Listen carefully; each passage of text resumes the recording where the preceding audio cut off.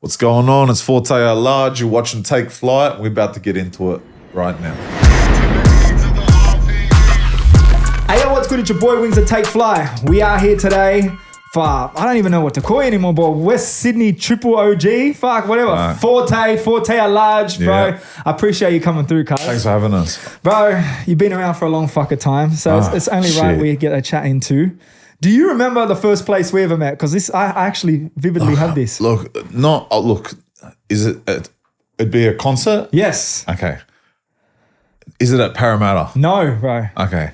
And it was, I don't know how long ago you think this might have been. So 2013, bro, 2013. 2013. Was I sober? Absolutely not. I don't think so, bro. It would definitely explain it, but this would actually fully explain it. So 2013, we're backstage Enmore Theatre for Hobson's show, bro. Okay. Bro, different world. I was still making music back then. Okay. Do you remember being there? Because I know you did a bunch of shit with Hobson at the time. Hang on. So would you say Enmore? Enmore Theatre. So that was I did the Fortnightly Report with, I interviewed him. Was that backstage? Yeah. That makes sense. Yeah, I was a bit off my head, but not as but I was a little bit moving real fast, if you know what I mean. Bro. But this was the funny thing, because obviously I knew who the fuck you were. You've been doing your thing for a while then.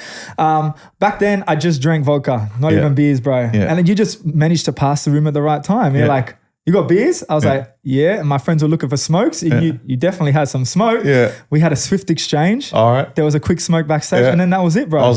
Okay, so I wasn't rude or nothing? Bro, you were fucking lovely. We swapped beers for some good smoke, you know what I mean? It was a good introduction. That's good. That was good. A lovely introduction. It wasn't like something stupid or anything like that. Good. But what's crazy, bro, is like over a decade later and you're still fucking going hard with this shit. You know what I mean? Yeah, surprises me too, eh? Yeah? Like, what really is weird. it, bro? Before we start even going into it, what is it that still keeps you fucking pushing these? Because you've been through it all really out here. Bro, I don't know. I just my work ethic, I don't know. But like, even when I'm not trying, like this album, I'm about to drop my 17th album. It came out today. We'll definitely talk about that one. Yeah. But it's just, I don't know. It's just in me. You know what I mean? And like, I might take months off and then all of a sudden, boom, my brain starts flowing and things just come together. And it's just like, what am I supposed to do? If you develop a talent, say you're a fucking plumber, at what time do you fucking pull the plug? Like, I don't feel like I'm declining. I feel like I'm more known than ever. I feel like some of my work is some of my best work. I don't feel like, I always said I'll quit the day I fall off. Fair. I don't feel like I've fallen off. I got more life experience now than I've ever had. Mm-hmm. And it's just, being a rapper, it's sort of like a stress release. It's like, I don't know, there's something about it, like taking that personal shit and putting it down and letting it out in that way. It's like, as soon as the gym, the best thing about the gym is leaving the gym. Facts. You know what I mean? As soon as you've done your session, and I'm the same way with music. My best part of doing music is when I've laid the track down. Mm-hmm. Boom. I don't care about the rest of the shit after that. But like, I don't know. That honestly, that makes complete sense. What it shows me though is you're still to this day doing this shit for yourself, cuz. Yeah. Like, you know what I mean? Like, and that's another thing within your music, even listening to your 17th album now, bro, it's you. You can still tell us like you haven't switched up what you're doing, you know what I mean? Yeah. But, and you're right, you can hear the development, like your words, your lyrics and all that, but like it's still you. Well, I've come to the point now where a lot of my peers have fell off or elevated, and I'm just competing with myself. Mm-hmm. I'm not trying to be the hottest rapper. I'm not trying to be the latest thing or something like that. I'm just trying to do better than what I did before.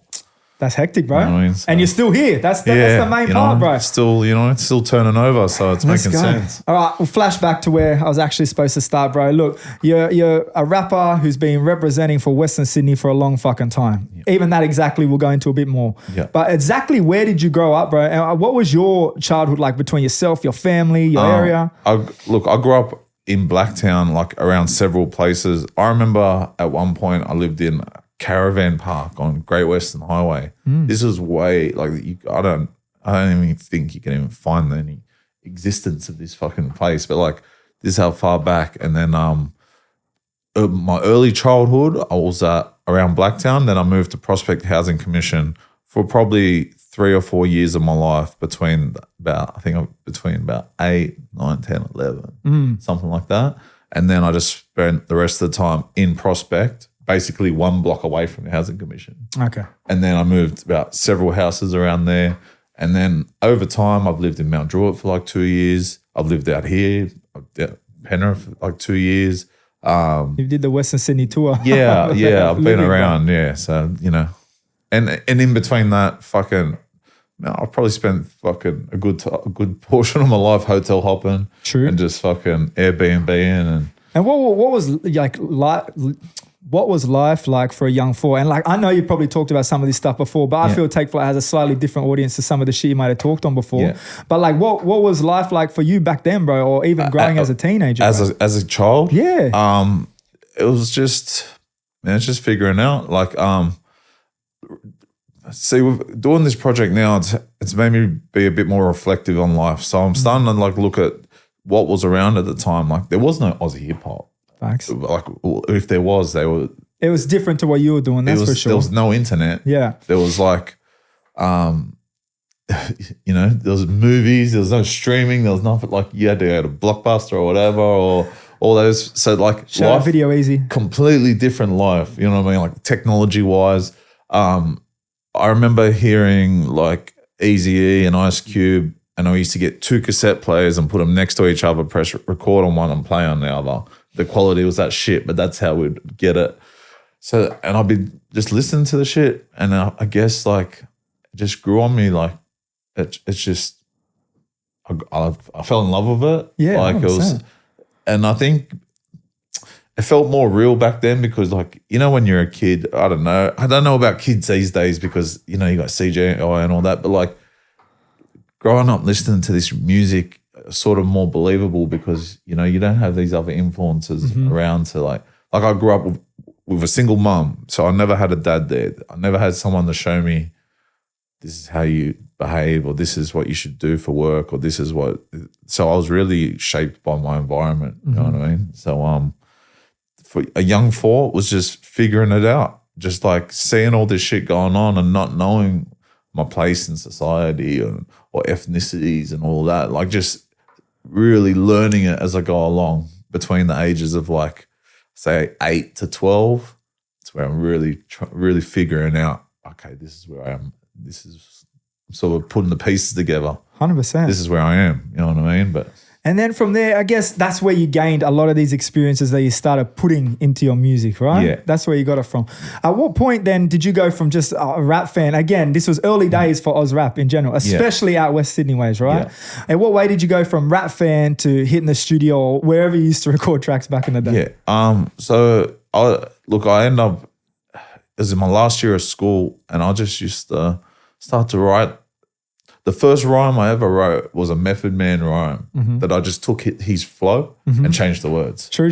And then from there, I was just slowly just started writing, and people, like there was no one to really like. It's not like I had a bunch of people around me that were doing it. I just decided to do it, like because I don't know. I spent a lot of time by myself, and going to this new. The last year of school, I changed schools, so I was catching like 2 buses, and I just didn't like. I was still really tight with my friends from my original fucking school, but my new school, I wasn't trying to integrate too much with people. So I spent, I don't know, that time alone made me start to write rhymes. From there was no studios. It was still years until studios really came along. Home setups were non-existent, or it was a major setup, which was really, out of reach also for my budget at the time. For sure. The first time, so the only person I knew that had done rap or was interested in rap was MC Losty. Oh, yeah. Do you know who MC Losty is? Yeah, I actually played a show in like 2013 as well, bro. It was MC Losty and Have Nots. Was that his group? That used to be his group. So he was like a rave MC. They used to. He done the DEF CON shit, didn't he? Or any of those? Yeah, I don't know if even Wonderland New Year's Eve. He used to like massive events. Even to this day, he's still doing massive, like DEF CON's massive, you know what I mean? So he was the only person I knew that did it. He actually took me to a home studio in Katoomba with 2 Loco. Yeah. So I met 2 Loco that day. We met him at Mount Druitt Station. We jumped on the train and went to Katoomba. And that was the first time I ever recorded. And that was year 2000. That's crazy, bro. You know what's funny? I see all of your names still pop up. I see Losty's name pop up. I saw Two Loco pop up on the internet for some show the other day. Yeah.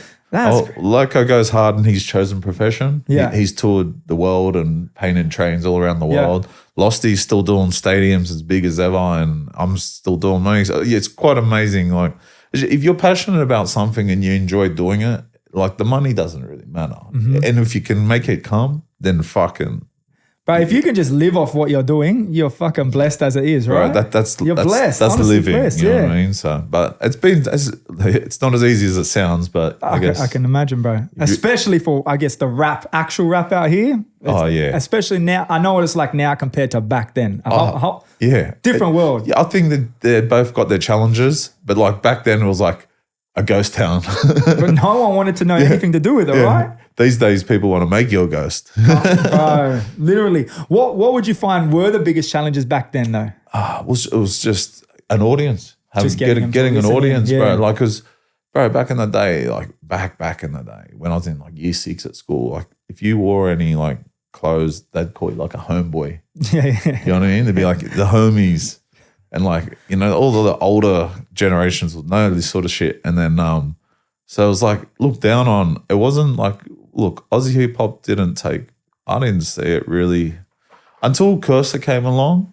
It was really, if you did a show that had 300 people there, you were a top tier artist. And those top tier artists back then were Hilltop Hoods and Bliss and Esso and Hijack and Torture. That was the three.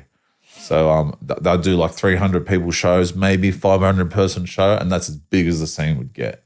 And that was like what we aspired to be. Like, wow, look at this. You know what I mean? How has it been, I guess, as someone like, and I don't know, I might have these questions later, but let's just vibe. How's it been as someone like you then seeing it go from that to the absolute fucking strengths it's got to now? Just even as an audience, bro, like it doesn't matter about the styles or whatever's evolved, but like the amount of people tapping into homegrown rappers now, bro. Yeah, so now it's normal. Yeah, completely. So now it's like, it's, you know, kids are growing up into, so talking about my age when I was 8 years old, what I was growing up into, the technology and the existence of rap, Aussie hip hop, which didn't exist. Now you got 8-year-olds that actually know the words to 046 or something like this, or 14, whatever, from around the area. And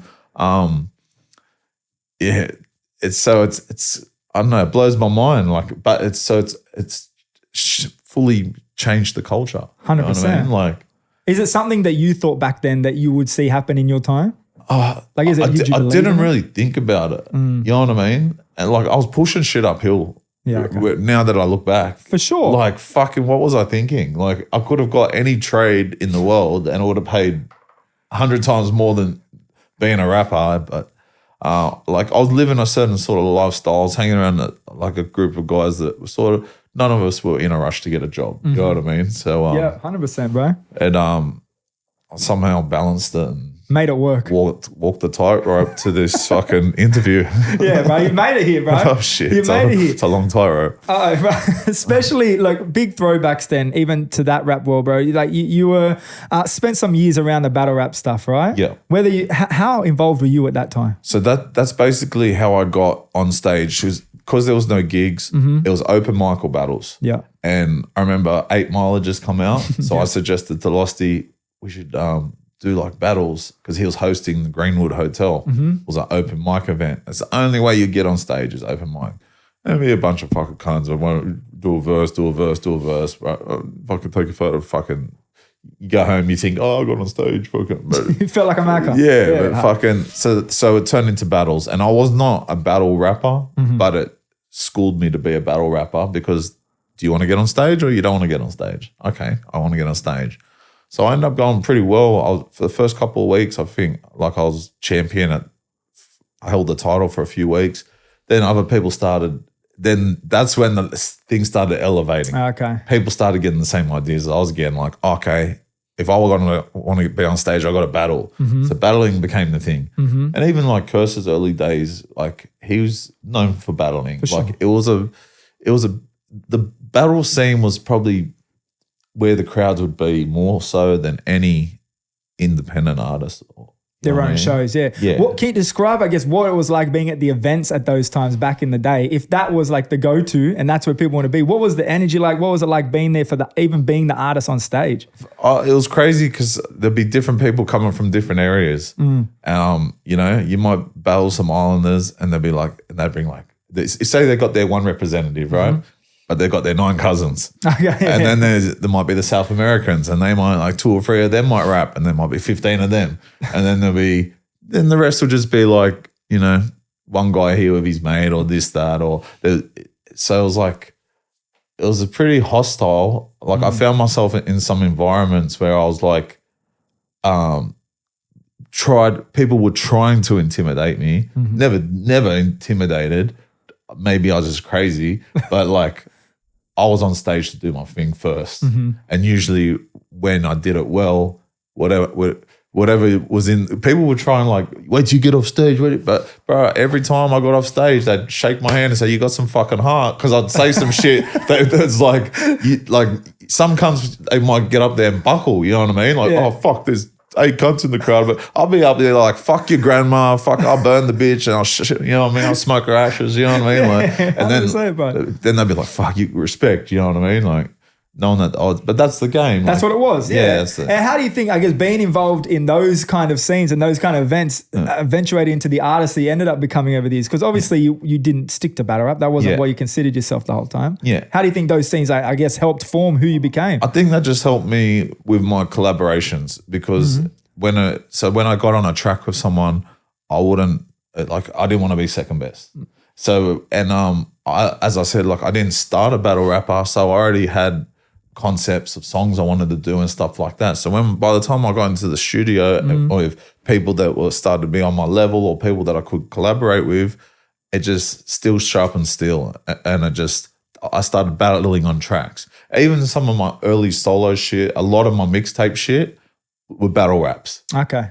Like not going at anyone in particular, going at everyone. Yeah. You know what I mean? Just like, and even like you listen to like Jay-Z, I heard him say something once. He's like a battle rapper, the best thing about him is like, you don't just do it once. You got to do that same thing over and over again and make it be good. You know what I mean? So I guess all the sort of early rappers, they've all got a battle. That's where the percentage of them came from. Yeah. Oh, that's cool, man. Look, and while we're talking back as well, you also came up around the era of Hustle Hard. You're also included in that era of time. We had Gravy Baby on the pod at one point, and we asked him like a little "Where Are They Now" segment. Is there anyone from back then that you still kind of keep in contact with day to day?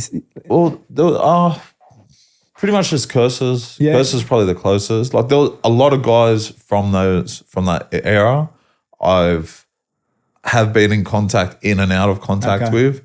You know, Enter just recently. I got in contact with Schema not long ago. I think he's locked up now. Yeah, that's it. That's pretty much it. You know what I mean? Is there anyone that you thought from back then would have that you thought they had it in them to fucking push like through? You just never knew, really. You know what I mean? Like there was a lot of people that just you just never knew. Yeah. You know what I mean? Like I reckon there's a few. I got this one line in the new album. Outlasted better rappers had more hustle than them, and that's what I believe. But I had that written down at the end, but 100%. You know what I mean? And that's what I believe is like.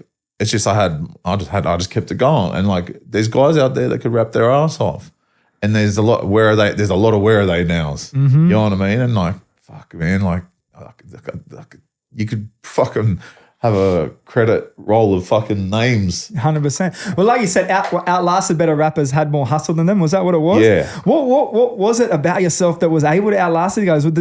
Was it just the fact that you're able to come back, that you love this shit first of all, and you're able just to put some time into fucking doing what you love? Like, it was because I knew how to navigate outside of the studio and like, I'd say our interaction, for instance. Yeah. I just happened to bump into you when here we go. Nice exchange. Yeah. And imagine how many times I've done that. 100%. And on various levels with various artists.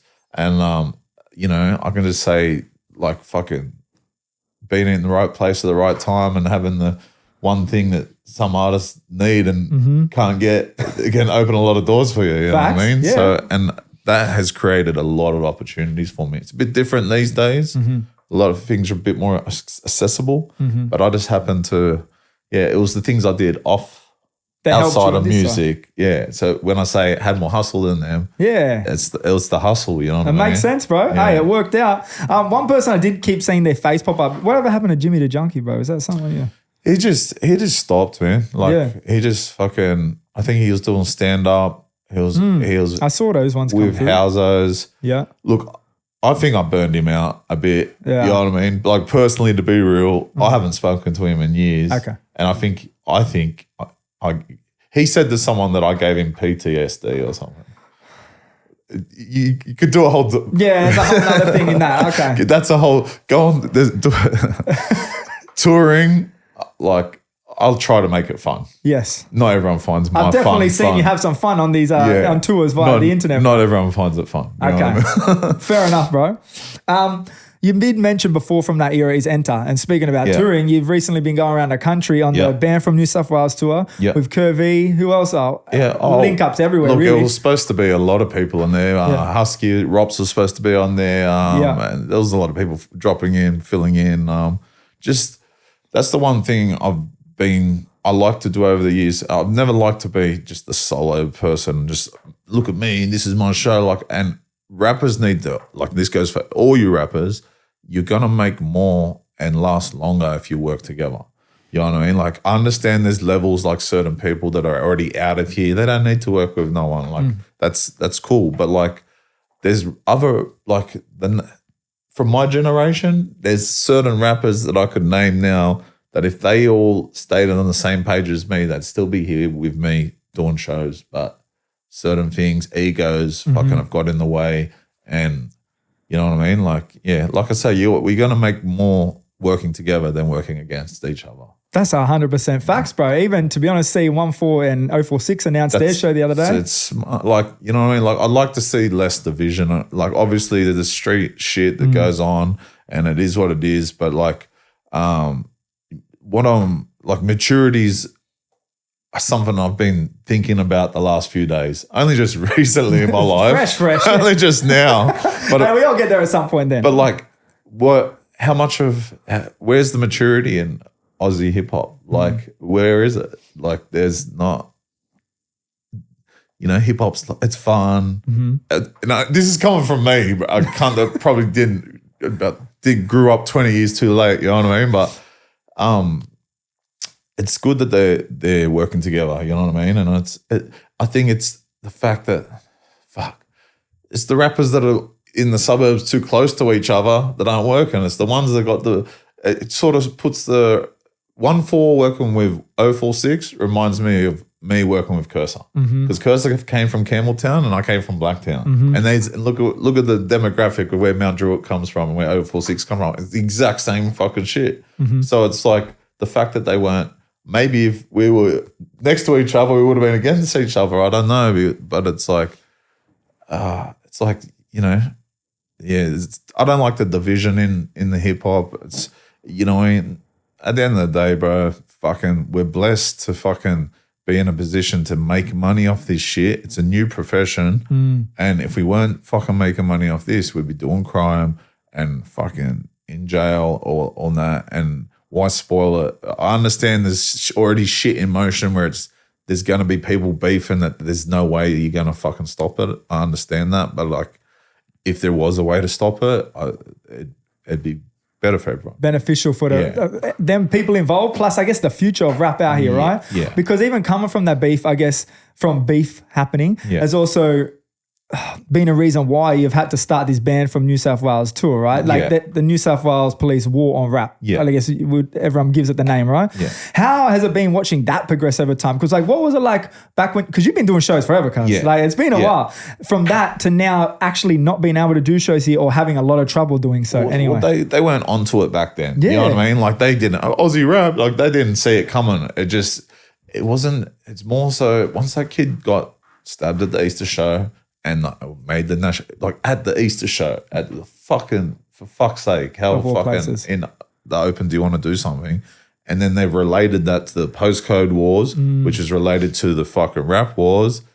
this has brought the task force and the money and the fucking government resources to be like, how are we going to fucking get this? And they're just like, they're not solving the problem whatsoever by fucking the music up, because the music's the only thing that might be able to fucking actually put an end to it. You know what I mean? If we can get people on the same level and people get paid and, you know, people stop throwing fuel to the fire, maybe we can make progress. Maybe not, people don't need to be friends, but they just don't need to be enemies either. You know what I mean? Yeah, okay. It's hard. It's very hard because the shit's in motion, but it's like, it's not rap music that's fucking, I guess drill music is. They had the content within it is what they're saying is the issue, right? Yeah, well, to be a driller, you have a past or whatever's going on. You have to, you know, hit certain requirements, but yeah, I guess. So was it around the Easter show time where things started kicking in? Like after that's what set it off. Oh, really?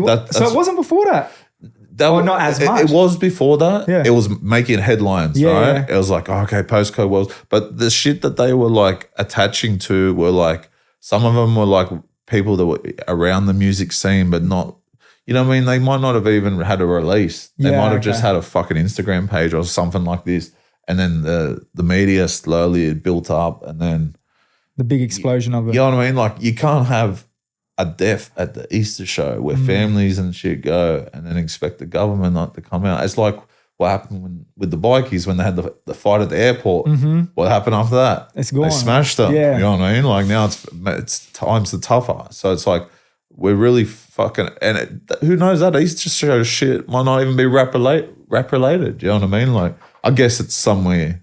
They probably just piece it back. Yeah. The piece connects back. He knows him, who knows him, this who knows guy that's done this song and this, you know what I mean? Yeah. So it's sad, but this is the reality of things, and I'm just so from where you're at, have you been communication between yourself and police of like where you're at or what could come? Or dude, no communication between myself and police. Or it's your people. Like, nothing. It's just how did you find out like that your shows are fucked? Well, actually, there was a venue. So the thing about me, a lot of the venues that I work with, I have direct relationships with the owners.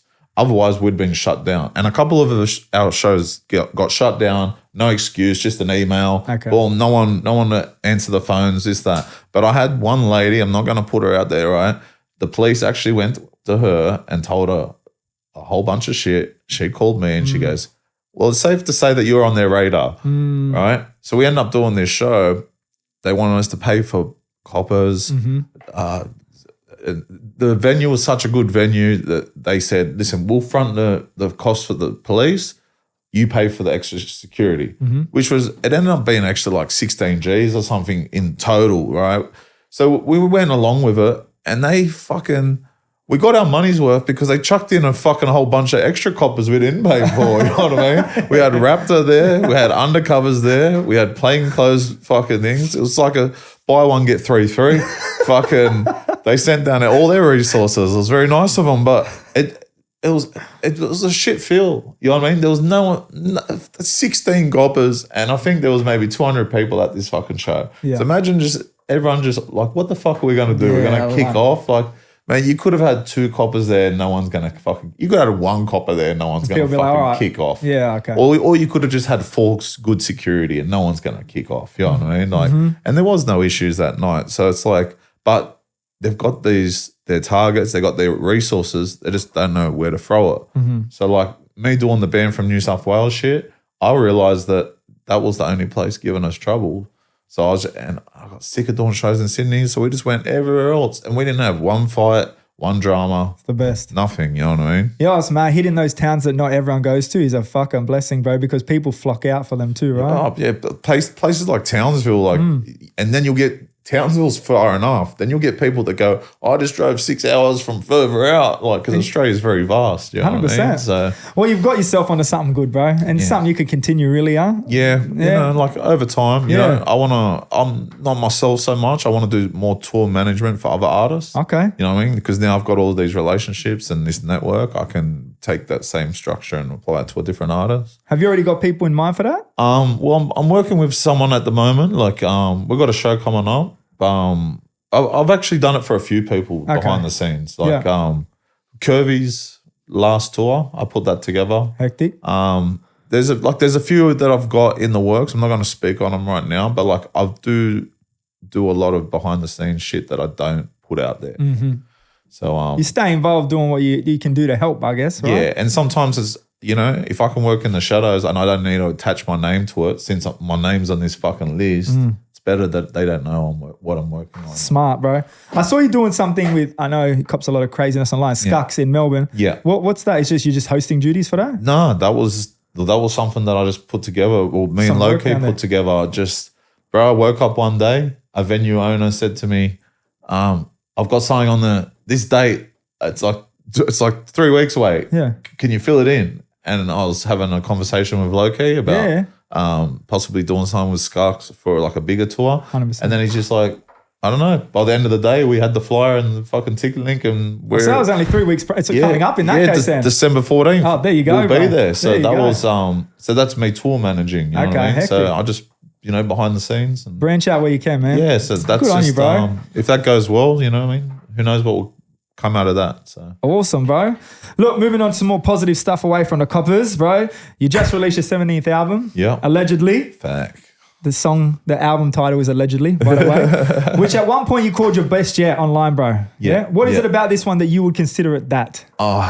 Just the maturity and shit, and looking at it, like I've got more to talk about. I'm a bit reflective, and even though I say the maturity, there's still me being fucking scumbag and fucking, silly cunt, whatever you want to call it. You know what I mean? But I haven't fully grown up yet. But fucking, it's got a bit more diversity. You know what I mean? There's a bit more vulnerability, a bit more accountability. But there's still the ferociousness and the shit I'm known for, like, and there's a bit of comedy and that's why I think it's well rounded. Not many artists these days are making great albums. A lot of people are making great singles. Everyone's making great singles. I can't even count on one hand who's making great albums or even EPs. Like out here, no one's dropping full release. Like that was going into the next thing, to be honest. That's like, what I mean. So. Like you've dropped, that's your 17th album. Yeah. How many, I know you're on the mixtape game for years as well. How many of those? So there's like 11 of those. So that's like 28 releases, full releases, basically, right? Yeah. So do you think that's something that I guess even Australia, let's not talk about why, Australia needs to come back around to come back to not only creating but listening to these these releases in full? Look, yeah, I do think that. I think more artists need to show more. Look, if the singles work for you, why change up your formula? True. You know what I mean? Like they come out with these bangers, they're summer bangers, boom, boom, boom, sweet. But like as a listener, I want to listen to an artist and I want to hear it. It's like a movie, you know what I mean? I want to see the plot. I want to see, you know, there'll be some action scenes. There'll be some, you know what I mean, pondering scenes and, you know what I mean, a bit of a, you know, I want to see the diversity. I don't want to just hear the same thing from the same person over and over again. Like, yeah. But that's me. That's you, bro. Yeah. How many more albums do you think you got in you, bro? Got another one ready to go. You got already? All right, so we're dropping 18 in January 2025. You think you'll hit at least 20. You can't not hit 20 after getting this. Yeah, that's what I thought. I thought I'd just go 20. But this is how it is, right? I used to when I in my prime, I used to think rhyme, nonstop rhyme. I'll be riding around, boom, boom, writing down little fucking lines here and there, getting beats, always lining shit up. Say from about 2020, that all sort of stopped. I sort of just went, I was just cruising. I was sort of like, oh, fuck it, I'm retired. I was going to call it quits.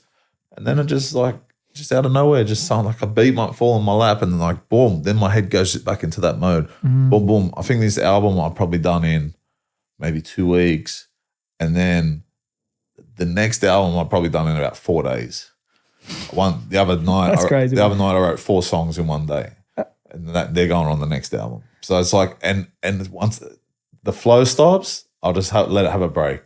Well, writing 4 songs in a night gives you that chance to have a break as well. You know what I mean? You've already pretty much got an album, like you said, over a week or 2 period. Then you've got time to cruise, yeah? Yeah, I'm back in the studio tomorrow and the next day. And that's what I'll be laying down. I'll say I've got 80% of my next album. That's hectic, bro. How do you choose who you link with these days when it comes to producers? Is it something you just search the internet for? Or are you still sticking out to? I hate getting beats online. I always like to work with people. So Narlene, someone that I'm working with, So his dad actually used to rap back in the day. He used to be at the battles that I used to start at. Yeah. So it's his son, Lobo Lokes. Shout out to him. He's actually a producer as well. So his son Narleen has been making a style that I really relate to. Like I love my West Coast shit, but he's also does drill and everything in between. So I'm getting the full package with him. Besides him, Defiant is. I've been working with him since my first album. He did my whole first one, my whole second one, Hustler's Prayer. We've done so much together, and we got Colchi on a song for this one. That was just hanging out in the studios.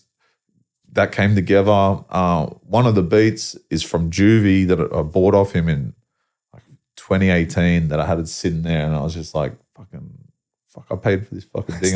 We got to put this out. Don't let it go to waste. Yeah. And that's the song that King Roman's on. Okay. Yeah. Shout out to King Roman. Yeah. It's cool to see you linking with artists from these days as well. You know what I mean? Staying in that kind of world, like reaching out. I don't know if you reach out, it's a natural connection. Like you just meet yourself and like meet organically. Yeah. And then you're like, oh, let's do a song. Or is it something like, I love your hooks, bro. Let's do it. Like, look, studios are hubs. Like always in the past, when I've had a studio, it's been a good meeting place for people to come, and going to other people's studios as well is where I've met some people. That's where I've met Arlene and King Roman, and just traveling, and Colchi as well. Met him at someone else's studio. Okay. And just I'm not the big typing guy. One day we might meet up. Pen pal, fucking whatever that, I'm just fucking, there's a world of rappers that do that shit, and I don't know. I'm just not a big typer in general. I rather I even say on the thing, I rather work in person, see that I can reach and touch. But that goes business as well, because sometimes you don't want the people skedaddling. You know what I mean? Like, you want to be able to reach and touch. But like, I like the hands-on approach with music too. Did I unplug the microphone? All right, cool. Yeah, no, that's a good thing, bro. The organic link up, I don't think anything can really beat it, right? No, and you get those vibes. Yeah. You know what I mean? Yeah. But speaking of your love of West Coast, that's obviously been a given for years, right? Yeah. But on the new album, and I already forget the name of the song, but with Lil Easy in 046. Yep, Anywhere. Yeah. Obviously did a clip to that as well. Yep. What is it about Western Sydney and West Coast that just merged so well, bro? Or the Western Sydney's love for the West Coast too, bro. I guess you can speak on it better than anyone. Well, I guess West Coast music is like, look, it was either East Coast or West Coast, and like everyone and every man and his dog pumped Tupac.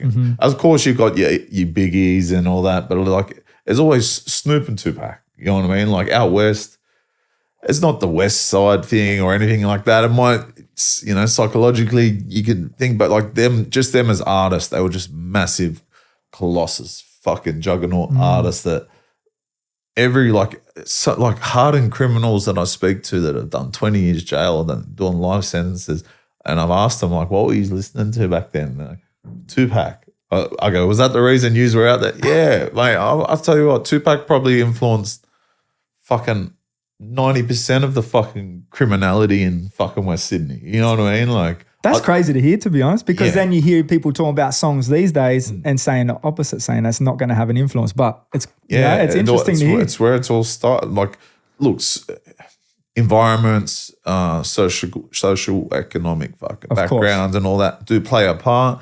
But as soon as you get like Tupac and you have a few drinks in you, like you're ready to go. You know what I mean? So like, he has influence, and look at it come full circle. So now you got the drill rappers and you got them influencing these kids.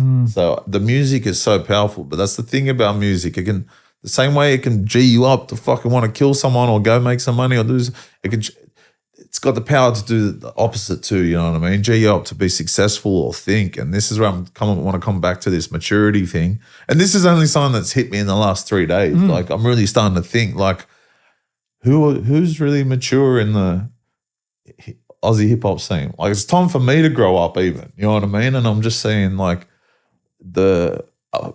goes back as well to being like growing up with a single mum and having no father there. Music was the father, you know what I mean? Like, I learned more from Eazy-E than any male figure at that time, you know what I mean? And it's crazy that years later I get to work with his son and it's crazy, bro. And stuff like that. But putting that together, that was the 046 have been killing their West Coast shit. So I rang up Kerser one day and I said, do you want to do a song with Little Easy? Because I knew that they were going to be in town.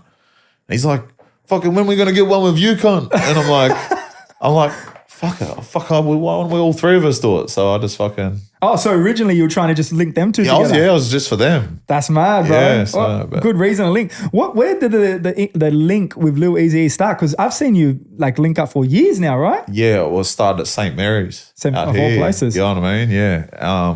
Similar situation. He came down with Lazy Bone. Yeah. He was with this promoter at the time that was dodgy as. He fucking... Same way I met you. He was asking for something similar. You know what I mean? Yeah. And I just said, hey, boys, fucking, here's a studio. I played them some of my shit, and they were just like, this you? And they're like, fuck. Little Easy had never been overseas before. So Australia, he's probably spinning out Australian rapper, man. You know what I mean? Like, we have that over here. Yeah. And just from there, I ended up rolling with those guys for like 3 days. And then, because their promoter ended up fucking them over, so they were sort of like in limbo. He still owes them money to this day. That would have been a long time ago, right? Yeah. And but we made a good connect, and we stayed friends over the years, stayed in touch. Yeah. Awesome, bro. Hey, another West Coast legend you've obviously worked with, Snoop Dogg, bro. Yeah. I came across a photo of yourself in New Year's Eve 2011 with Snoop and John Ibrahim. Yeah. That was crazy. Bro, is there a story behind that one? And have you already spoken about it? If not, I'm happy to hear it anyway. I haven't really told the story. So I'd already done the collab with Snoop. And he came out like 3 times within like a year or two. So he had a concert at Bondi Beach on New Year's Eve. And so I went down there by myself. I know I was in the city with boys, but they all were like going to do something else and all this stuff. And I don't even know what year this was. 2011. I saw about 2011. I think it was. Right. So imagine what phones were like then. Like they were fucking. So it was either my battery died or something happened. But so the fireworks went off. Boom, boom, boom. I'm like, fuck, I'll get out of here. So they told me where to meet him. They said meet him in the back room in King's Cross. So I went. I got in a cab. Surprisingly, there was no traffic. I got there early. I'm walking up the alleyway. I see 3 figures. I just went, Happy New Year. And they ended up being John Ibrahim. I didn't realize until after. And then Happy New Year, Snoop's DJ. And Happy New Year to Dave Aaron. Dave Aaron was the guy that recorded Tupac fresh out of jail. The first session, like Ambitions as a Writer and all that. He was his engineer. And he was Snoop's sound guy for his concerts. So he's passed away now, rest in peace. So John goes to those 2 guys. He goes, he with you? And they're like, yeah. And they're all stressing because Snoop's supposed to be there straight after midnight, but he's gone back to his hotel. So John sort of takes me and goes, get going. So I'm in this section. I walk through this door, right? And it's New Year's Eve. And this whole place is packed, and they're waiting for Snoop to come DJ, right? So I'm on Snoop's stage, basically, and there's like a chair in the corner and a girl with a suitcase. She was an Islander girl, and then like people like they're waiting. Whoever comes through this door, and they're like, "Where are you? Who are you?" We went, "I'm Fortay." They're like, "Where are you from?" "From Blacktown." "What are you from Blacktown?" They're like, "What are you doing on stage right now?" Yeah, so I'm in Snoop's chair. Got the alcohol. I remember they had the alcohol with like the 24 karat gold flakes in it. You know what I mean? They had Patron. They had like a suitcase. What do you want? I'm just I'm drinking whatever. Snoop didn't rock up for an hour and a half. You're on a level by the time he gets there, bro. Bro, I had this whole fucking place to myself. Bro, I'm just kicking it. And then the second he came through that door, I had to get up there. Here's your chair, bro. Keeping it warm for you. And then, then I was just like a fly on the wall. So in that photo, bro, I was on a couple pingers or something. It was New Year's Eve. And I was fucking against the wall, and I seen them taking photos, and I was very strategic, and I didn't want to and I waited, and they went, I go, 1, 2, 3. And that's why I laid in, and you see my eyes, they're fucking beaming, you know what I mean? What a way to get in, bro. Yeah, because we'll pop the photo up somewhere. If I tried to fucking like get in there early, they probably get the fuck out, you know what I mean? But so I went back to the hotel where my boys are at, And I said, hey, they go, well, what are you doing? I was like, sunrise. I'm like, oh, I was fucking partying with John Ibrahim and Snoop Dogg. And, they're like, yeah. Like, there was no camera phone footage. And then years later, the book came out, and one of my mates says, is this Fort? He must have got the book. Oh, no way. And then sent the photo, and I was like, send it to him, see, guys? I told you it was a good New Year's. Yeah, so that's why I said, like, the book didn't come out to, I think it was 2017 or something. So I was like, but that was pretty cool to like. That's a good little story, bro. Yeah. That would have been peak Ibrahim in the cross time too, right? Clubs would have been pumping back then. He was running his own clubs. Yeah. Good story, bro. You've had some huge links over these. Is there anyone that you've almost had a collab with? Because I know you've collabed with majority of these people too. Almost got there, but just didn't cross the line. Well, Jay Stone was supposed to be on the last album. Yeah. There was a bit of a fuck around. No, like everyone that has lined up pretty much got there. Come through. Trying to think. No one that I've really. We've had a good success rate. Yeah, man. Yeah. You can tell your catalog speaks for itself when it comes to collabs with huge artists like that. Working with Bone Thugs, literally. Daz Dillinger, I had him on my first album. We had him on Smoke On Me Too. Mm-hmm. Corrupt. I've done 2 songs with both of them. Snoop. The only one out of the Dog Pound I didn't work with was Nate Dogg because he had a stroke at that time. All the Bone Thugs that came, Crazy and Lazy. I got like these are all artists that I grew up listening to. For sure. Before I even really seen rap as a profession. So like these were massive bucket list achievements for me, even if they weren't big songs for me. Yeah, it's just for yourself to have. Yeah. I agree, bro. Look, another massive collab when it comes to Australia, I guess. You had a track with Chill and Husky, the three of you linking Meriton, bro. Yep. Right, so this is a kind of a switch up here. But unfortunately, you've been banned from all Meritons. Is this still in place? Bro. Here we go. So like literally 2 weeks ago, I booked this Meriton and I'm like, just book it. Waterloo. Like I like Waterloo Meriton because it's got 2 entrances. Mm-hmm. It's got an underground car park if you want to maneuver certain ways. Lovely. And bro, I'd run a mark in Meriton since before I met Chillin' It. So this is how the Meriton song actually came apart. The thing is when I said I was hotel hopping at one stage pre-COVID, if anyone remembers my Instagram, I was in hotels every other day and cunts are like, what the fuck are you doing? And then I think my mate Jesse Vella, he called me Mr. Meriton. So that started put in the back of my head. And then one day I was with Chillin' It. And so when I met Chillin' It, then he started coming along these Meriton sprees. He was having a good time too, obviously. Partner in crime, yeah. Yes. And then fucking these would continue for days sometimes, various Meritons, every Meriton. I remember once I went to sign in and I go, can you tell me how many times I've stayed here? And they said, we can't, it just keeps going. It's yeah. So, and during that whole time, I never got banned, never once. Then when I went to book 2 weeks ago, I had a missed call from them. I was on the way there, I had a missed call. And then I got an email saying, do not come to our premises. The police will be called. But you know where I reckon they figured it out? My email has Fortay in it. So I think that the song's got big enough where someone's gone, Fortay. They go, listen, they go, looked and seen it, my fucking history. And so I got on the phone with them. I said, listen, they go, you've had various damages, smoking, late checkouts. I said, never once have I been made aware of any of this because they'll be straight onto you. Like if you've smoked, they hit you that next day. They'll fine you for it straight away. What I mean? Like I know for a fact I fucking got through that shit with.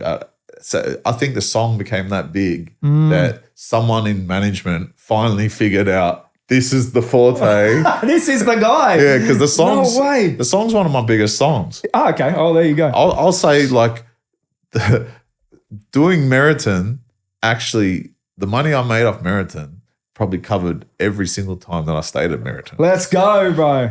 And saying that, the money that I made off Come Smoke On Me probably covered close to the amounts of weed that I had to pay for over the years as well too. Right. That's worth a round of applause, bro. So next one I just need to make is called Strippers and Whores and then fucking we should be sweet.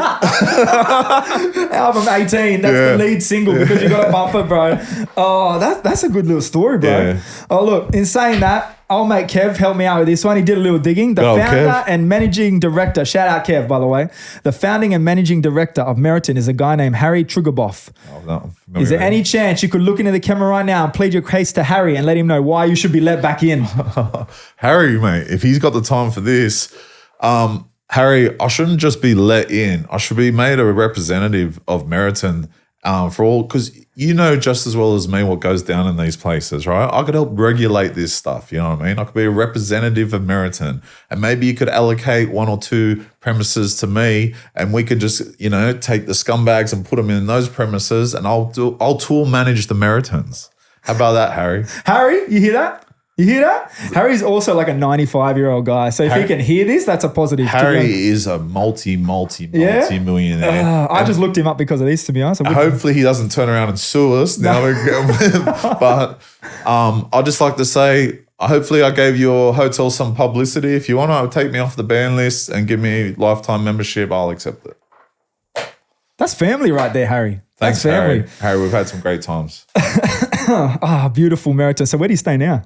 Fuck, I'm back and forth between Brisbane and Sydney. Okay, but like hotels? Hotels are... You got a favourite anymore, or is that? Nah, it's Airbnbs now. Okay, next track, Airbnb. Yeah, or like, still do like, if I go overseas, I'll do like really hot, like Shangri-La's. Yeah. And, yeah.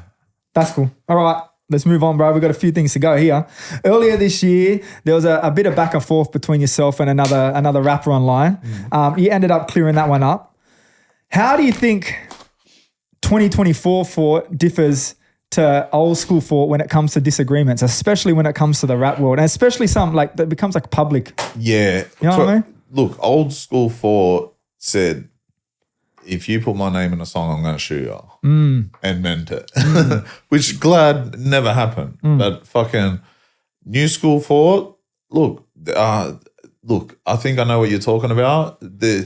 That got sorted by a third party, and to be honest, it shouldn't have blown up to what it blew up to in the first place. There's a lot of miscommunication, and it just comes to the scene. It's not just me when it comes to issues like this. These little things are happening between heaps of other rappers. For sure. You know what I mean? And little things are turning into big things, and there's no one there to mediate it. In this case, there was someone there to mediate it. Okay. And I'm glad it got mediated because, to be honest, beef, look, I could have got the biggest numbers ever off doing diss tracks and all this stuff, but like, that's not what I want to promote. That's not what I want to be. I'd rather do some artistic shit and do something that I'm proud of, or my story, or something that I invented, rather than make a name off putting someone else down. And these days, if I've got beef, like, it's not me attacking someone, it's me defending my name. Like, it was a situation, like, we don't need to go into it. Not at all, bro. But it was, in that situation, it was me defending myself, and it all got sorted in the end, and I'm glad it got sorted. So it was just a good moment that someone was there to help. Like you said, mediate the middleman, right? Yeah, so you didn't have to worry about it taking it any further. Yeah, or being any further. It turned into, like, I wish I could tell the whole story. Yeah, we don't need to hear that one. It's all right. But it just turned into we had some mutual parties that we both knew that just brought us all together and just said enough's enough, which was probably better. That happened then. Look, I'm glad I asked the question, because whatever you said in the middle there, I'd like to replay that one back. We're about not being into the beef shit and having the artist, like, wanting to put yourself out there artistically rather than do that shit. You know what I mean? And it's worked for you over these. You haven't needed to do it to push yourself. No. And that's how I feel about Take Flood, bro. Like, one thing I've stayed away from is posting about the beef shit. You know, there's been drill pages and this over the years. And yes, shit happens. It's in songs. I can't stay away from posting them songs. Yeah. But, like, you know, it instigates. It's not what I want, the route. It's hard for you as well, you know what I mean? But look at things like Tupac Hit 'Em Up. Even to this day, they still fucking play it. You Always. know what I mean? But people are going to love beef, and people, like, you know, I love UFC. So, like, as if I don't want to see two rappers fucking fight. And they feel like they know as well, because they're online all the time as well. But that'd be good if you, like, more people got in the ring or something like that, and set, like, it was an option at the time to actually settle it in the ring. So, but I think for other people, it shouldn't get that far where it goes online. Yeah. Like, where do most of these beefs start anyway? You know what I mean? They mostly start fucking online. They rarely start behind the scenes. Sometimes they do, or someone said something and then someone has to keep face and that. And I think, you know, put the knives down, fuck it, get a ring. We could put on a fucking event. Listen, Fort Don King right here. Bro, I would kill for this. I would kill to watch this happen. I'll put it out there right now. Any rappers out there that have beef and want to make some money, inbox me and I'll organize a fucking boxing event. Let's go. And we'll decrease the violence. You take it out on each other, win or lose. You're a fucking man if you step in that fucking ring. You know what I mean? Everyone will get everyone fit mentally, physically. Fucking make some papers. Fucking rather than stab each other and kill each other. When like, is it really that serious over rap music? Let's go, bro. I hope some people. I'm gonna snip this one down because I need some people to reply to this. Because I think, imagine the fucking numbers it would bring in out here, bro. Bro, that was my first option because I know more people will pay to see me fight than they will see me see me perform. 100%. You know what I mean? 100%. I'll sell 1,000 tickets off the bat if I say I'm fighting what's his name at the fucking whatever. You know what I mean? Like playing down at Penrith Panthers, right? Yeah, I'll sell 1,000 tickets fighting some rapper that's got a name the same as me. Yeah, and you rappers can do the same. You know what I mean? And then fucking after that, let it be what it is, and then fucking maybe fucking you might have more respect for each other, and then fucking make more music and do more tours and do all this. But you know, fucking is it? You just got to ask yourself: is it really that serious? But like, I know, I understand some people's situations have been taken way too far, but the ones that maybe in the future that could be an option. You know what I mean? I'm here for it, bro. Reply to Fort. Hit his DMs when he's in them. That'll be hectic, bro.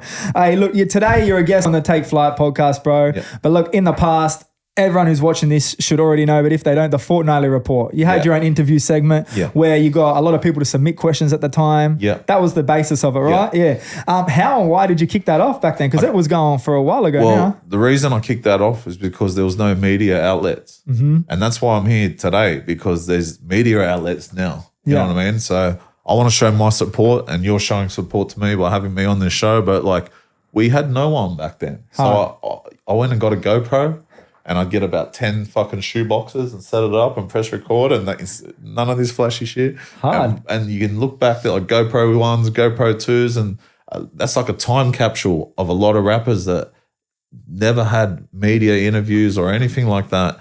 And it started off as promo for the Def Tape Volume 1, which was basically my second or third album, but I treated it as a mixtape, but it was original beats.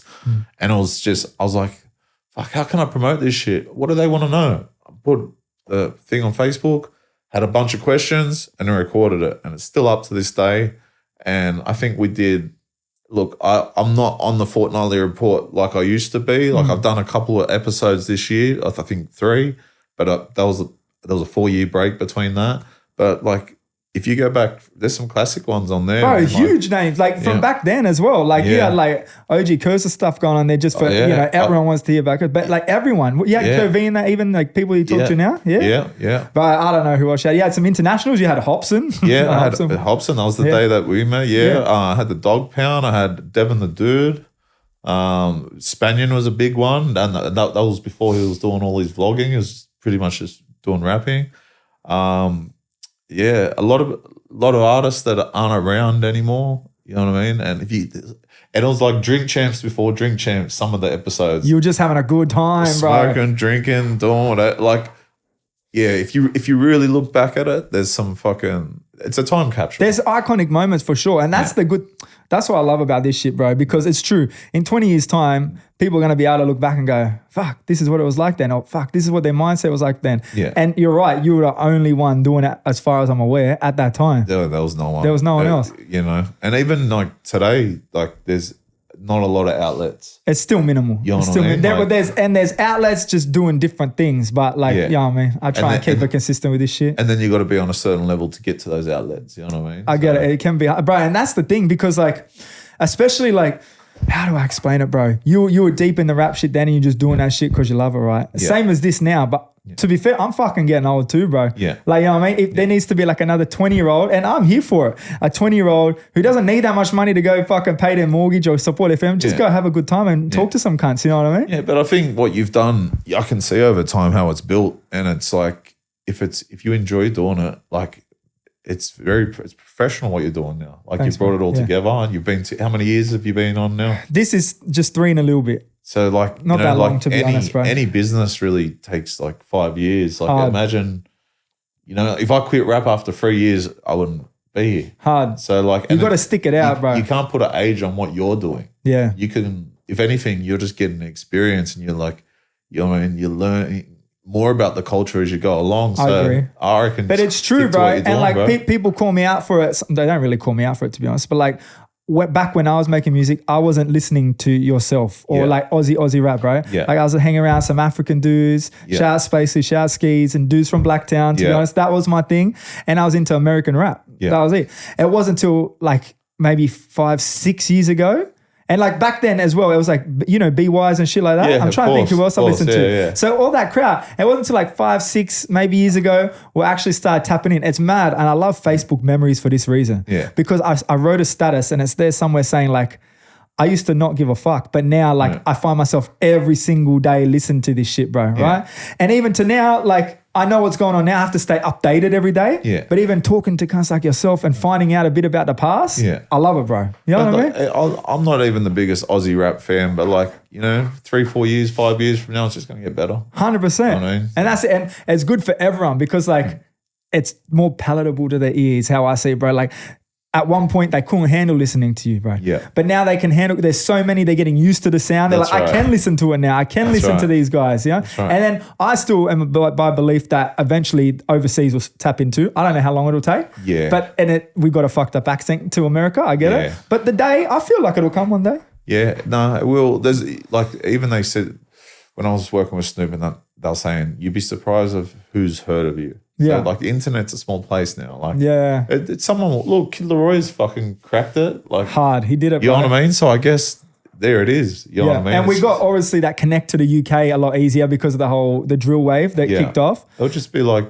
a few artists here and there, maybe one every fucking 2-3 years. Correct. You know what I mean? Anyway, it's good to see, bro. Some's better than a number. 100%, bro. Hey, like you said, the Fortnightly Report, a lot of them, I don't know, a bunch of them was like you were on a bender with these boys, right? Having a good time. Look, if there was a battle royale of rappers to see who could last the longest on a bender, not including yourself, top 3. Like what sort of bender are we talking about? Drinking or everything? Let's go everything, bro. Let's go everything. I feel like you've been behind the scenes. I feel like you've been behind the scenes of a lot of benders in your time. God. Fuck. And we don't need to explain how or why. I don't know. There's so many names I want to put out there. I don't know if these people want to get mentioned. I don't know. Look, fuck. Chillina had a good fucking. Chillina was the test match. Yeah. I didn't even. What's the test match off? 5-day event. Yeah. So I guess he'd get an honourable mention. Fucking. It depends, like which way are we going, up and down. You know what I mean? I know some cunts will go down for fucking 2 weeks. Fucking. There's too many. All right, who's had some of the longest benders with you by your side, bro? If you can talk about it, bro. Yeah, probably chilling it. The whole Meriton saga. Like if you were around in the Meriton saga, and people would pass through. Yeah. But like for me, it's more West Syd, like fucking. It's hard to like trying to keep back a few things. The way I used to party would be different. Yeah, okay. It'd start in the garage. Yeah. And then I'd fucking source a fucking car and a fucking sober driver. 100%. And then we'd be doing laps of the city. And then we end up in a strip club. And then from the strip club, I don't know where we end up. But like you'd be having a good time at that point. Yeah, I couldn't sit still. So like, I don't know, like, fuck. There's too many mentions. I don't know. But I'm willing to give it, set that up as an event as well, if you want to see which rapper can bend it the longest. Force Bender Olympics coming soon. And look, since the Fortnightly Report, like you say, you've done a few this year, but you're moving on to the travel vlogs now, bro. Yep. Where you been so far? I had a few written down: China, Japan. So I went, China, Japan, and Hong Kong so far. So even just seeing what Spanion's doing, like he's been killing it, man, and like I respect. If you like talking about him being on the Fortnightly Report, he wasn't doing any of that shit back then, which is strictly rap. and just seeing what he's doing. It wasn't just like him. People are like, you're trying to be like Spaniard. You're trying to be like Spaniard. See, I've been watching travel vlogs for a long time. Whenever I travel, I watch the travel vlogs, right? So the difference is Spaniards are very, like when we talk mature, I think he's a great example for kids. Like there's a few things in life that make you mature. If you don't have a good parent, sometimes it's jail, sometimes it's a good girl, sometimes it's religion, sometimes, and I think he's a good example for kids, really. You know of what he's done and how he's turned shit. Yeah, 100%. He's definitely turned shit around like crazy for himself, man. So me, I'm not quite that. So the difference between what he does and what I do, I'll be up in the strip clubs. I'll be getting drunk. I'll be running amok. I'll be fucking not abusing people, swearing, carrying on a bit. Yeah. Mine's more the party guide of how to do things. But it started by accident, really. I went to China because I'm involved in a business, Eat So I Smoke, and I went over there to source some wholesalers. I went to the Canton Fair and stuff like that. And I just thought, fuck it, I'll vlog it. And then it just, like the first night just turned into an adventure. I don't know if you've seen just it. Pulling it around everywhere, bro. I ended up in this spa place with a robe on, fucking drunk, walking around with a bowl of Hennessy. So like, I was like, fuck, why not do this again? So then we did Japan. Japan was a bit more planned. And I got some more coming, but like, I can't wait to go to the US and do them over there and stuff like that. That'll be a ruckus. Have you got that plan ready to go? Is that just something like it was supposed to have already been done. Oh, okay. A few spanners got thrown in the works, but I'm going to let the end of this year ride out and just get my shit together, and then next year I'll be more focused. And there's definitely more travel vlogs to come. Let's go, bro. Yeah, I think it's entertaining. And talking to, who Goobsy is? Have you heard of the bloke Goobsy? From Adelaide? Yeah, Adelaide dude. So he's just branching out. So he released a EP called, whatever it's called, EP album. Oh my God, brunch, right? Yeah, And so then he started doing Goober Eats. Yeah. Yeah, I mean, just going around eating shit, kind of like, but he's just getting like people like, I went out with him. I took him somewhere when he came out here. Yeah. But it's good to see people like branching out, finding fun shit to do outside of the music too, yeah? Yeah, because like mom she watches fucking food vlogs all the time. And like I don't like watching food vlogs because it makes me hungry. You know what I mean? You can't watch it now go, I'm going to become a fat cunt. I don't want to see the good food that I can't eat. You know what I mean? But maybe if it's local, different. You're showing people where to go. That's cool. But like, definitely more like even Hoodrich. Shout out to Hoodrich, what he's doing as well. Is he still doing it? Because I saw him doing it for a bit. Yeah, he is. I missed it. He's putting up all different ones. He's trying a few different things. You know what I mean? And, So the same with myself. I'm definitely going to approach these travel vlogs with a different angle than the other vloggers. So look forward to. We'll look into him, bro. We'll look into him.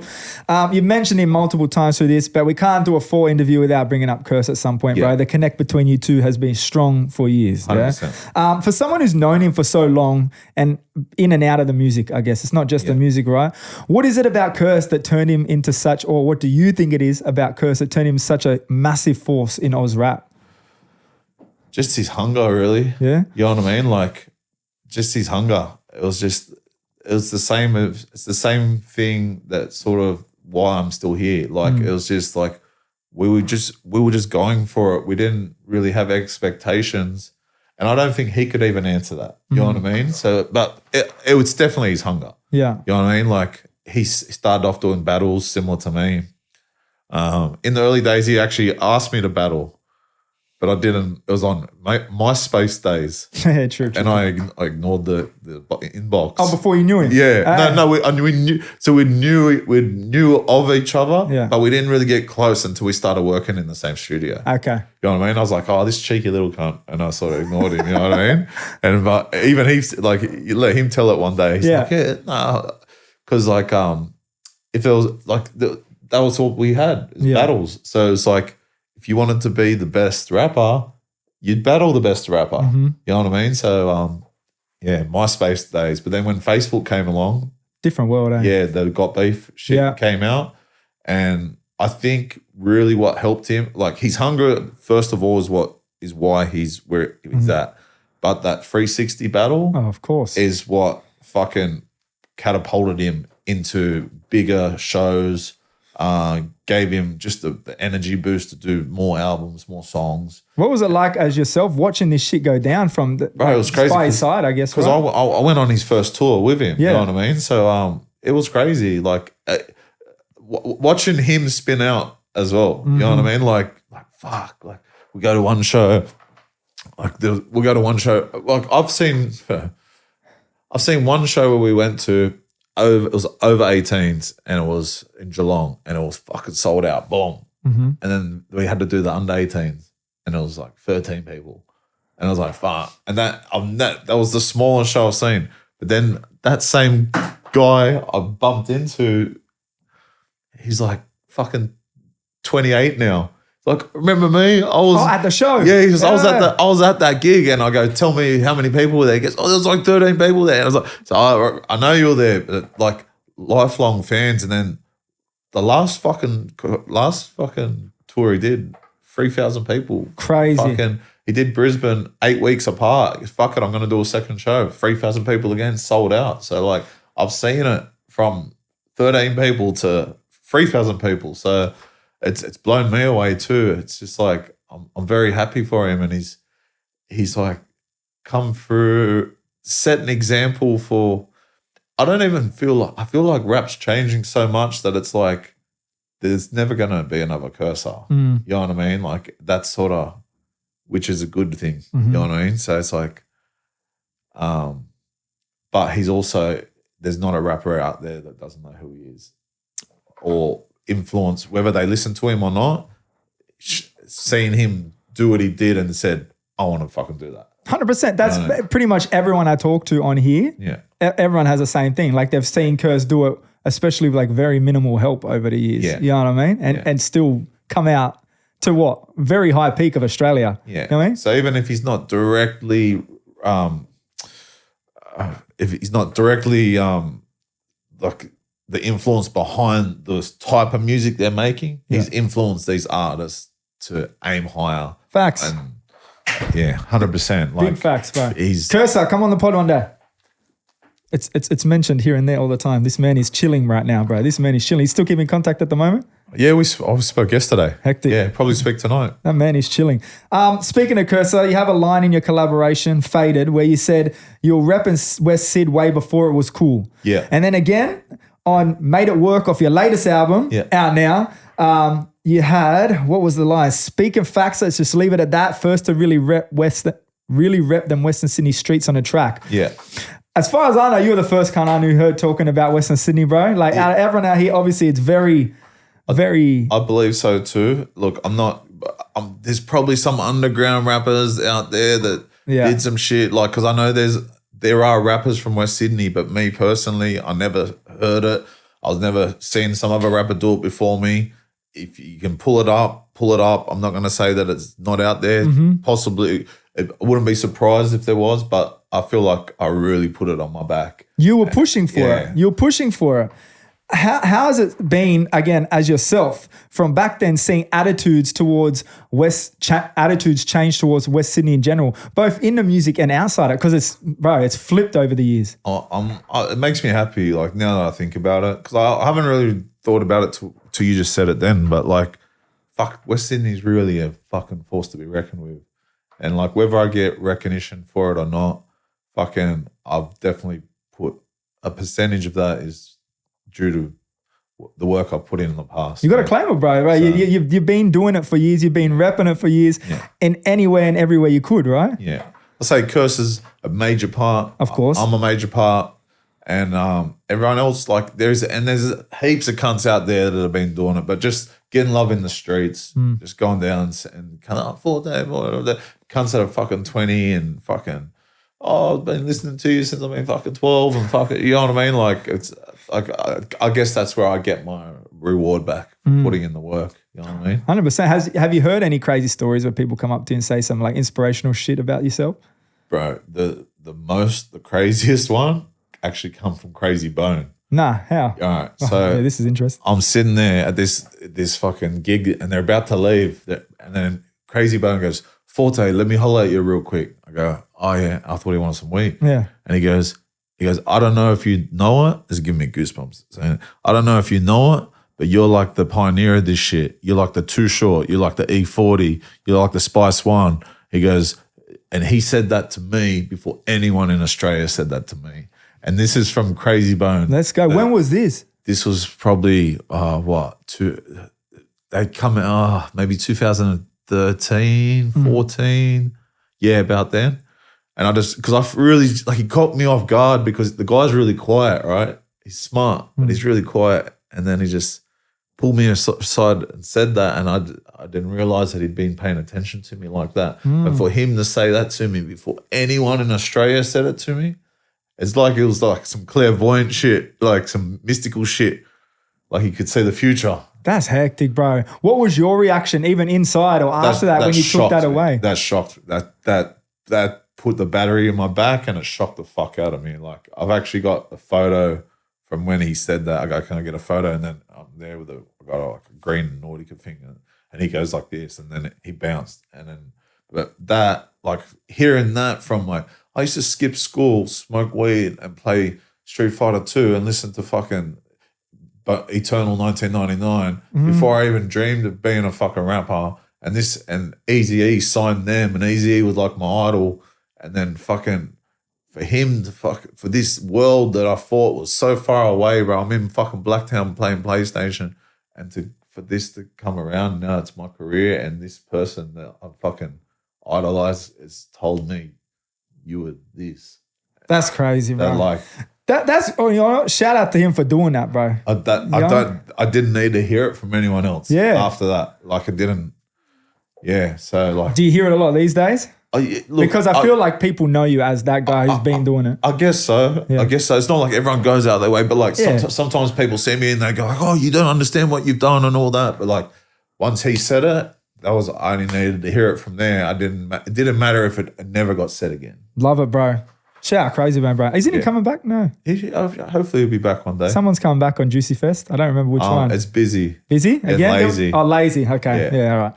All right, bro. I would have rather finished on that because that was a fucking mad roundabout story, but I got one more thing to go. Sweet. You've been in this game for many years, bro. You've seen many artists, many friends, many trends come and go. Yeah. Are there any trends right now, like in rap, that you'd like to see more of or less of?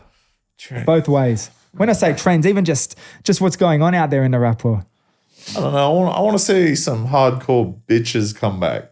Bro, you know what I mean? Like some Sky Highs. Oh. You know what I mean? You remember Sky High? Bro, I met her like this is the craziest shit because I've talked to her like twice on the internet, mind you. Again, remember I didn't listen to shit back then. Yeah. So I've been educated over time and I spoke to her and I was like, bro, I'd love to hear your story, to be honest. Yeah. And I also said something about Sky Sessions and she goes, yeah. And came back 3 days later. She's like, wait, what was Sky Sessions? She had no idea. But I met her only a few weeks ago. But bro, they're going back and listening to her. She fucking had it in her. Like for me, I think Barker kills it personally. Yeah. I think Barker. I think A Girl. I don't know if you know A Girl is. Yep, when I she do. like raps, she fucking kills it. I bro. think it's just harder for girls to come out and rapping because like they're so critical of, you know what I mean? Like, you know, people putting them down or whatever. It's going to take someone, like guys can do it and you're a fuckwit, we'll take it on the chin. But for girls, you know, to really put themselves out there. And then the ones that are really like the real ones, they might not. They're probably fucking locked up at Malawa right now. 2 years from now, she'll come out and kill it. You know what I mean? But I'd like to see that too, bro. Yeah. Anything you want to see less of or you're just happy to see how it's going? Bro? Use whatever you do it. If you're having fun, and do it. If it doesn't affect me, then that's the response we are here for, bro. All right, lastly, bro, what's on the cards for Fortay 2025? I did see you mention something about stand-up comedy for. I'm doing stand-up comedy. That's what I'm doing. It's actually happening? Yeah, it's happening. I got my first show booked in March 22nd. Where at? In Brisbane. Let's go. Peru. I've only done one open mic. I just went up there and fucking did it, and I'm just going to throw myself right in the deep end, and I've got a lot of topics to talk about, and you know, I can talk about a lot of my history, and a lot of this shit's just true stories, opinions, and it's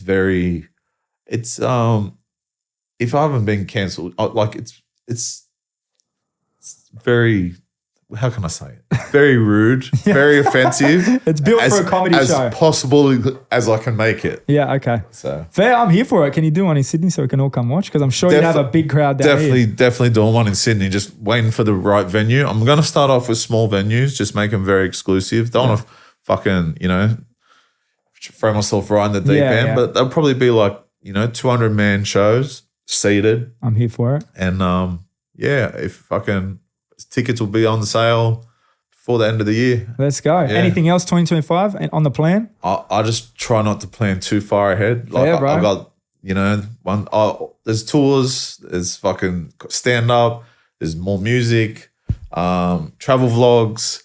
Who knows? But when it happens, it happens. Just got to take it as it goes. I don't like to get too excited. You know what I mean? Let's go. Well, I appreciate your time, bro. I appreciate you sharing some of those stories in here too. Thanks for having us, bro. I really appreciate it. Yeah, bro. You've been doing your thing for years. It's good to see you still out here. We get to have a chat and talk about it too. If you get a chance, check out the new album. Out now. Last night. Out today. Yeah. This will be out in 2 days. So, it only came out 2 days ago. Check that out. And the 16 before it as well. So. And the 11 mixtapes. Yeah. It's your boy Wings. It's Fortay. Take flight. Hey, we out.